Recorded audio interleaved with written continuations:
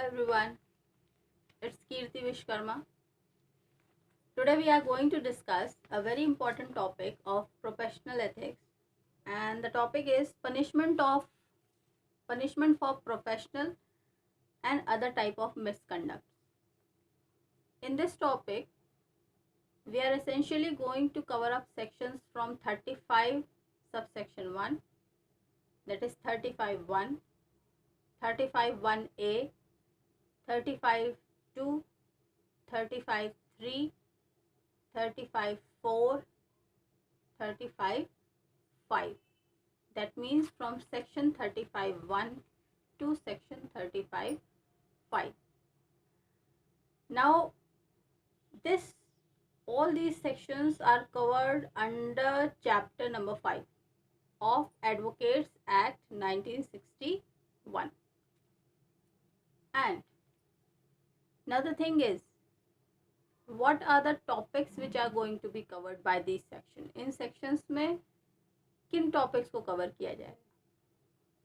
तो section 35.1 covers the initiation of proceedings by State Bar Council with regard to punishment against the professional or other type of misconduct by the advocates.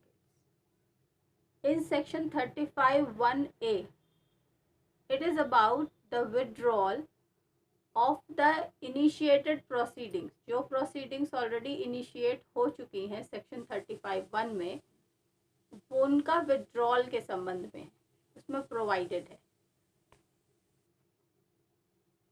Section 35.2 is about fixing of date of hearing by the disciplinary committee of State Bar Council. State bar council की जो अपनी disciplinary committee होती है वो date fix करती है जब भी उसके पास कोई केस पहुंचता है, तो ये उस संबंध में प्रोविजंस देता है.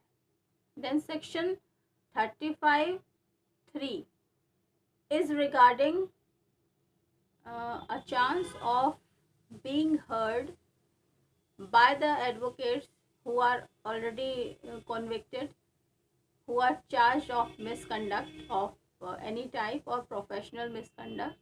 तो उनकी बात को सुना जाए, इसका मौका उनको इस सेक्शन में दिया जाता है. और सुनवाई करने के बाद डिसिप्लिनरी कमेटी उनको पनिशमेंट दे सकता है, वो ऑर्डर कर सकता है. और ऑर्डर जो है हमारे पास 4 कैटेगरीज हैं इसकी बेसिकली.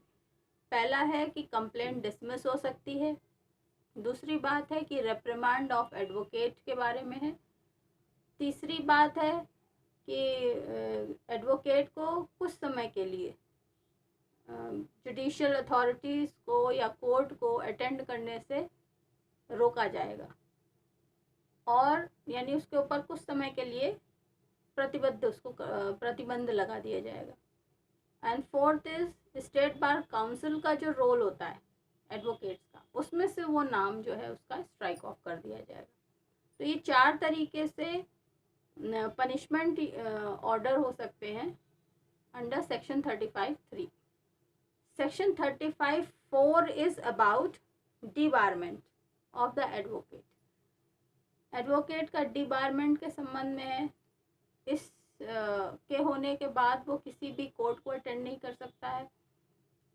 पूरे भारत में, इंडिया में जुडिशियल अथॉरिटीज़ को वो अटेंड नहीं कर सकता है, उसके ऊपर मनाही हो जाती है. और सेक्शन 35.5 में फाइनली जो इशू अगर नोटिस अगर इशू किया गया एडवोकेट जनरल को, तो अंडर सेक्शन 2 वो या तो खुद प्रेजेंट होगा उसका जवाब देने के लिए, या फिर वो अपने एडवोकेट को अपनी तरफ से भेजेगा. तो ये सारी बातें जो हैं हमको, ये पूरा कवर्ड है चैप्टर 5 ऑफ एडवोकेट्स एक्ट 1961. और सेक्शन जो आज हम पनिशमेंट फॉर प्रोफेशनल मिसकंडक्ट का जो टॉपिक है, उसमें सेक्शन जो हमें कवर करने, that is from section 35.1, 35.1a, 35.2, 35.3, 35.4, 35.5. 5। अब आइए एक एक करके थोड़ा सा इसको फिर स्लोली एंड ब्रीफली समझते हैं कि इसमें हर एक सेक्शन में क्या क्या चीज़ें हैं। तो शुरुआत करते हैं इनिशिएशन ऑफ प्रोसीडिंग्स से। अगर कोई मिसकंडक्ट किसी एडवोकेट ने किया है तो शुरुआत कैसे होगी, उसके खिलाफ जो प्रोसीडिंग्स चालू होंगी वो कैसे होंगी, ये पूरा का पूरा अंडर सेक्शन 35(1) के आधार पे होगा। I will read it out to you what is written in section 35(1).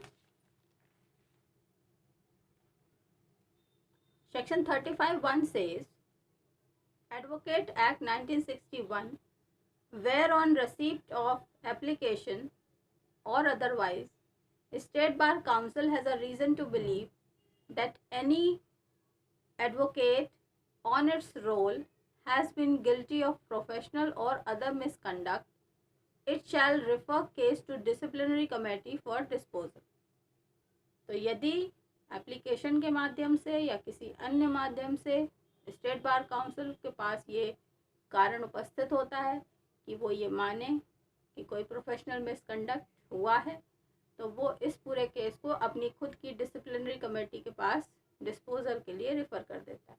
ये सेक्शन 35(1) है। अब चलिए सेक्शन 35(2) पे चलते हैं। सेक्शन 35(1)A पे चलते हैं।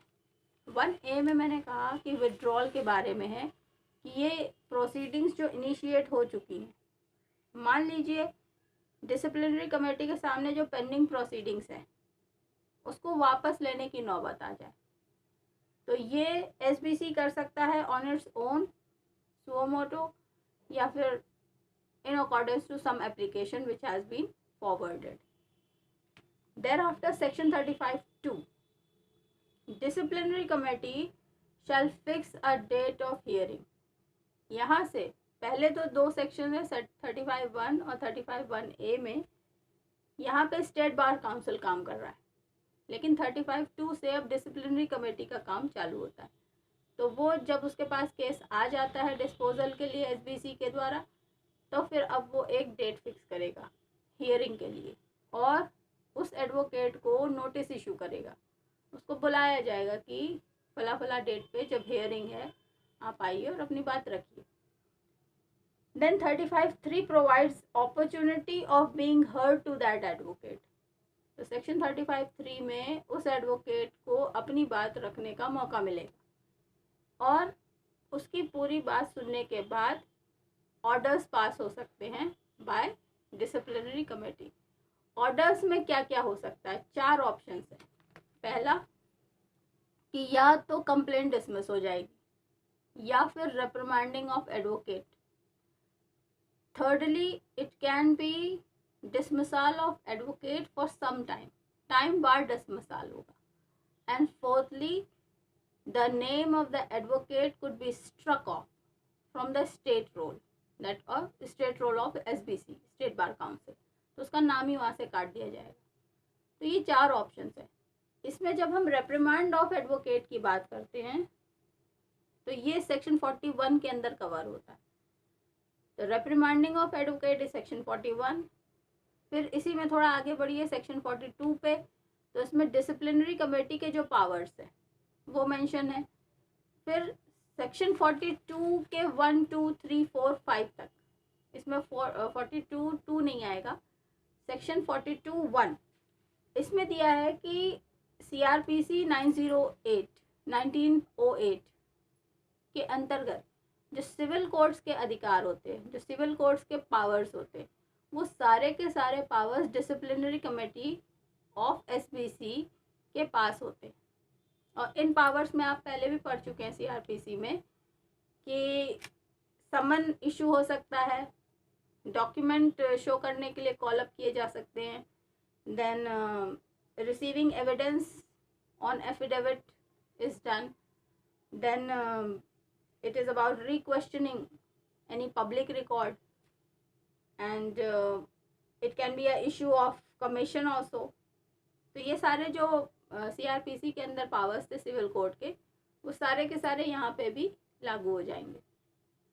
फिर सेक्शन 42(3), इसमें जो जुरिडिक्शन है डिसिप्लिनरी एसबीसी का, तो डिसिप्लिनरी कमेटी का जहाँ तक जुरिडिक्शन है तो वो वहाँ तक के सारे जो 42(1) के अंतर्गत जिसके अधिकार है उनको वो यूज़ कर सकता है। दैट मीन्स 42(1) में सीआरपीसी 908 के सारे पावर्स वो उसके पास हैं, लेकिन 42(3) में इन्हीं सारे पावर्स को उसका जहाँ तक भी जुरिडिक्शन है वहाँ तक वो इसको यूज़ करेगा। देन सेक्शन 42(4) इज़ अबाउट, अगर मान लीजिए कोई मीटिंग है और उसमें चेयरमैन उपस्थित नहीं तो भी वो मीटिंग कंडक्ट हो जाएगी, उसमें कोई प्रॉब्लम नहीं आएगी। लेकिन इसी के एक स्टेप आगे अगर चलेंगे तो 42(5) में अगर उस मीटिंग में कोई फैसला लेना है, कोई डिसीजन आना है, तो जब तक मेजॉरिटी नहीं होगी तब तक उस पर फैसला नहीं हो सकता। No decision could be taken, so majority is required. और ये सारी बातें यही, क्योंकि 35(3) का ही ये सेक्शन चल रहा है जिसमें ये 4 बातों में रेप्रिमांड के अंदर ये सारी बातें हैं। तो 35(3) के जितने भी ऑर्डर्स पास होंगे उसमें मेजॉरिटी होना ज़रूरी है, तभी वो ऑर्डर एग्जीक्यूशन में आ सकता है। This was 35 subsection 3. Now 35 subsection 4. This talks about the debarment of the advocate. Advocate का डिबारमेंट का जो प्रोविज़न है वो इसमें मेंशन्ड है। और इसमें अगर डिबारमेंट होता है मान लीजिए एडवोकेट का, तो वो किसी भी कोर्ट में नहीं जा सकेगा। पूरे भारत में, पूरे इंडिया में किसी भी जो जुडिशियल अथॉरिटीज़ है वहाँ पे वो नहीं जाना, उसको अलाउड नहीं है। फिर लास्ट में सेक्शन 35(5), इसके अंदर अगर मान लीजिए एडवोकेट जनरल को नोटिस इशू होता है तो अंडर सेक्शन 2 में प्रोविज़न है कि वो एडवोकेट जनरल या तो खुद प्रेजेंट हो इन पर्सन, या फिर वो अपनी तरफ से अपने एडवोकेट को अपने बिहाफ पे भेज करके अपनी बात को रख सकता है। So this was all a summary of punishment for professional and other misconduct under the subject of professional ethics in law.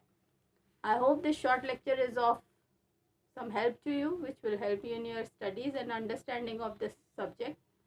And the sections that we have covered in this section, in this video, are from section 35(1) to section 35(5). तो ये पूरा था punishment with regard to professional and other misconduct. इसके बाद जो है next will start with the 6 major misconducts of lawyers. तो जो नेक्स्ट वीडियो है that will be about the 6 major misconducts of lawyers. So keep learning. Good bye for now. Bye bye.